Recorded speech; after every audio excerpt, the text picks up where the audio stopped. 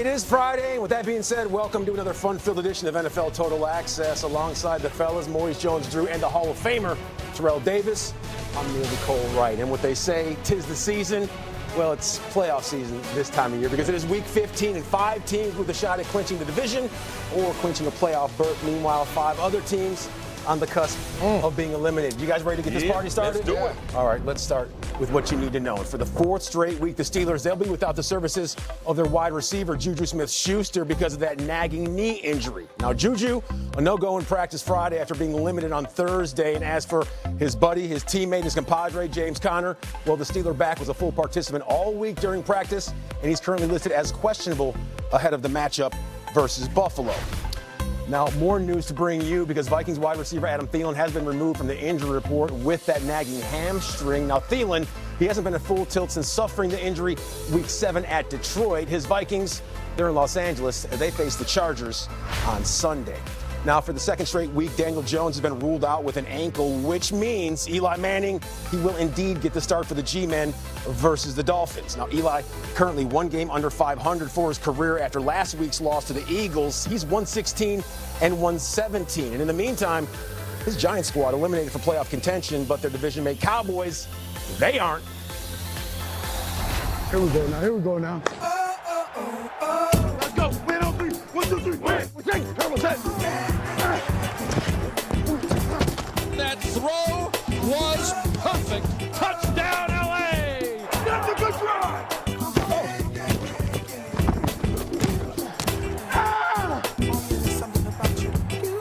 It's Gurley again. Give it to Elliott. He's pushing the pile. Diving for the goal line. Punches it in. Touchdown! Oh, yeah, there's something about you. Ooh, yeah. So for more on the Cowboys and their approach to the Rams, Jane Slater, she has more from Frisco. The Cowboys-Rams game on Sunday may not have divisional implications, but it certainly has playoff ones. The Cowboys essentially need to win this one as well as the one against the Eagles to ensure they get a spot. And then as for the Rams, it was safety Eric Weddle who told me they can't afford to lose because they likely need to win out if they want a shot at the postseason. Dak Prescott knows how frustrated this locker room has gotten as well as the fans. But he said, quote, "You have to keep beating the drum. It's going to happen. It's going to break. And when it does, it's going to be when it matters most." Now, the Cowboys are going to have their hands full trying to contain Todd Gurley, who's really come on in recent weeks, but they'll have to do that without their starting linebacker Leighton Vander Esch, and Sean Lee has missed 3 straight days of practice. Jane, thank you very much as always. Let's take a peek at that playoff picture in the NFC because it's starting to come into focus just a little more than it did a week ago. 3 teams with a chance to clinch this weekend: San Francisco, Seattle, and Green Bay. But Dallas, still one of those teams, as you see, in the hunt. But how long will that last? Because as we know, of course, those Rams making the trip to Jerry's World to square off with those Dallas Cowboys. Now, TD, we know that the Cowboys and the Rams, both of them, they need this game. So how do the Cowboys and Jason Garrett protect the house and get this W, man? Well, I think when you saw the Rams the last couple, the Cowboys the last couple of weeks, they went down on the first drives of the game against the Bears and the Bills, and they scored touchdowns. Okay. But after that, the offense was stagnant. And so they have to be a little bit more creative and make the adjustments. Because if you're sitting there and it's your first 15 plays, MJD, you understand this, first 15 plays are scripted plays. So you come off the bus, you run these first plays, everything looks great. But then after that, the other team makes adjustments and you don't.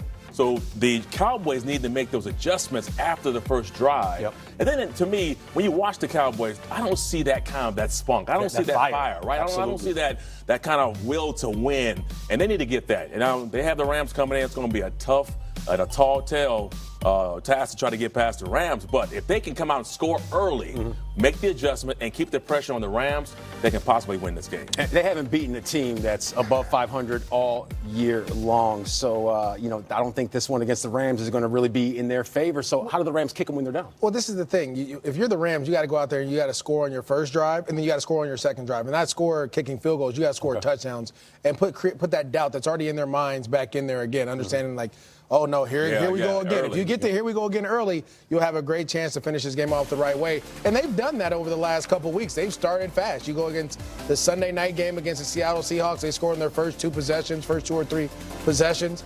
They ran the ball well. They played fast on offense, defense. They got them the ball back, made some stops. That was that helped me get in the fantasy semifinals right there. Appreciate you, Todd Gurley. But again, the Rams understand this, and I think Jane said it best. Eric Weddle said it. We have to win out if we want a chance at the postseason. They know that going in, and they have a slogan. You got to win foe. This was a couple weeks ago. You got to get foe. You got to win foe to get the dough. Okay. That's what they're trying to do right now. So basically the mindset is every game from here on out we're in the playoffs. is a postseason game. Yeah. All right, well, Dallas, they've lost 3 straight and 4 of the last 5, so things look like they could be leaning in the Rams' direction. Now let's take a look at those NFC North standings because Chicago, well, they need to win this week. They'll be eliminated with a loss and a Rams win or a loss and a Vikings win. In the meantime, Green Bay, they have a chance to clinch a postseason berth with a win and a Rams loss to Dallas. But MJD, he wants nothing to do with that. So for more on the Packers and what lies ahead, Stacey Dales, the floor is yours. After kicking off the 2019 season, the Bears and Packers are back at Lambeau on Sunday. Green Bay expecting a much different Mitch Trubisky this time around. In week 1, just 228 pass yards and a pick. Cornerback Tramon Williams told me immediately after that game, we wanted to make Trubisky play quarterback, meaning take his legs out of the equation. They did that, 3 runs for 11 yards. But they know he's playing better. Williams telling me this week he's making his reads and he's doing it with both the legs and the arm, but the game plan doesn't change. Make Trubisky play quarterback by taking the legs out of the equation. A couple of notable injuries. Prince Amukamara, cornerback for the Bears, he's back from the hamstring. Defensive lineman Akeem Hicks, the team hopeful they'll lift him off of IR. He had a good week. And then for the Packers, tight end Jimmy Graham, cornerback Kevin King are both questionable. We'll see what their status is on Sunday. Thank you, Stacey. Let's look at some of those clinching scenarios going down this week. The Packers, we'll talk about them in just a second. In the meantime, the Niners, they can clinch a playoff berth with a win or Rams loss or Vikings loss and a Packers L. We see how the Seahawks can sneak their way in, but as we told you, Green Bay, they'll clinch that playoff berth with a win and a Rams loss. So MJD, will Green Bay punch their ticket? What say you? And, that's a tough question, Cole, because I feel like the Bears are going this way. They're trending upward. They're playing better. And I loved what I heard from Stacey Dale talking about making Mitchell Trubisky play quarterback. The thing is, they're finding ways to get him out and use his legs, and he's being a better quarterback. He's actually throwing touchdown passes. Now, yes, he'll turn the ball over, and that happens, but when you talk about the Packers and what they've done, yes, their record looks really nice, but they haven't won convincingly enough yet. You remember that loss against the San Francisco 49ers, and their average point win total is +9 in every game. That's not high. You need to be in the +20s. It's not about winning. It's about how you win, Cole. All right, so there you have it right there. MJD, he's seen enough from the Chicago Bears to warrant a Bears winning selection versus the Pack, Aaron Rodgers and Green Bay on Sunday. And ahead of game day, our former Packer wideout, old James Jones, he caught up with number 12, Aaron Rodgers, to discuss the oldest rivalry in all of the game. Bears coming into town. We always know that this one's going to be a tough one. What do you guys got to do to get this one done? We got to grind it out.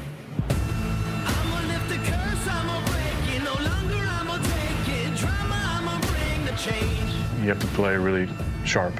Not a ton of holes in the defense. Obviously, they have premier pass rushers. They're covering really well. So we just got to be very precise with our efficiency. And this is about the time where I need to raise the level of my game. You can catch all that on game day morning, 9 o'clock sharp. But in the meantime, let's get you up to speed with the latest headlines. No playoffs in 2019 for the Dolphins, so they started working on next season today. The team, they've signed wideout Devontae Parker to a 4-year, $40 million extension. Now Miami's number 1 wideout, closing in on his first 1,000-yard season of his young 5-year career. Now, after a fan exchange led to a disparaging tweet from the Giants' Norris Jenkins on Friday, Jenkins was released by Big Blue. Now, in the wake of his release, Jenkins tweeting out the following, quote, "I just want to thank the organization for the opportunity and good luck to my brothers that remain a Giant," end quote. In the desert, the Cardinals making the announcement earlier Friday that 17-year veteran linebacker Terrell Suggs has been released. Suggs, who joined the Cardinals as a free agent during the offseason, played 13 games for Arizona. And T-Sizzle, he will now hit the waiver wire and can be claimed as early as Monday.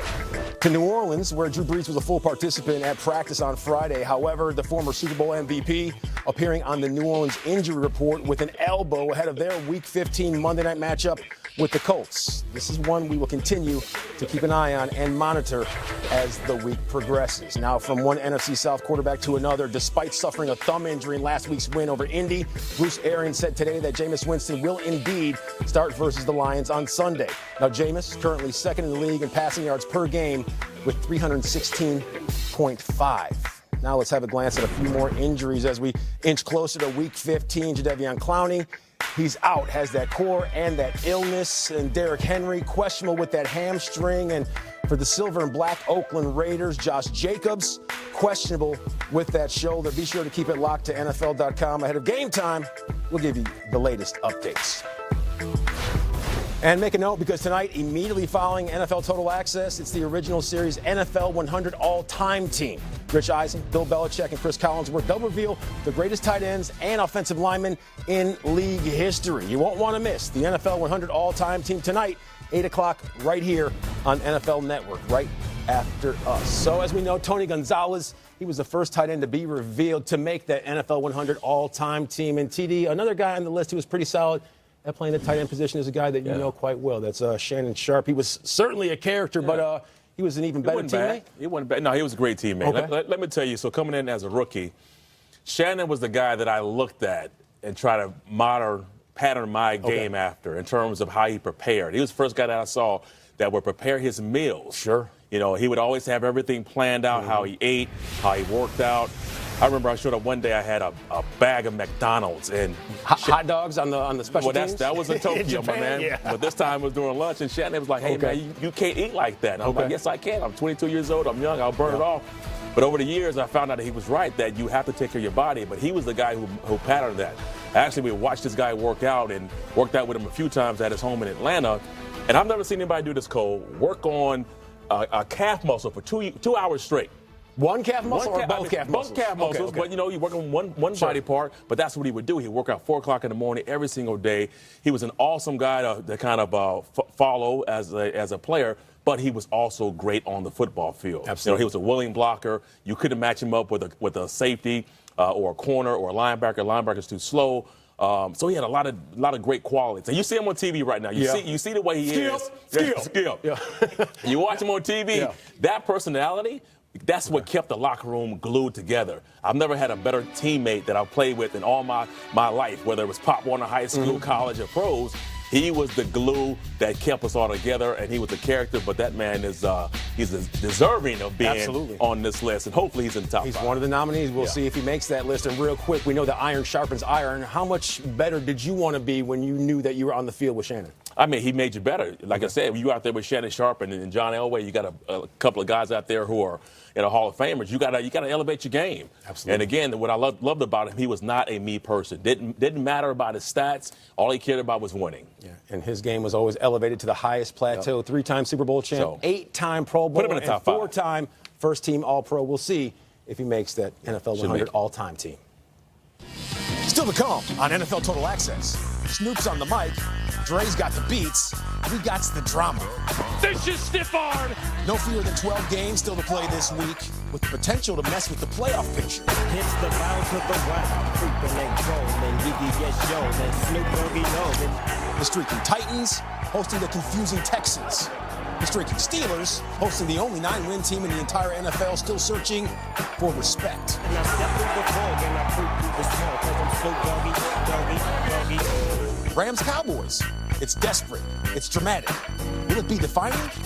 Why Kyle Shanahan wants more than a win. He wants revenge. Why the black hole will be missed and why it won't. Plus, touch them all. We got Calais Campbell still to come on NFL Total Access.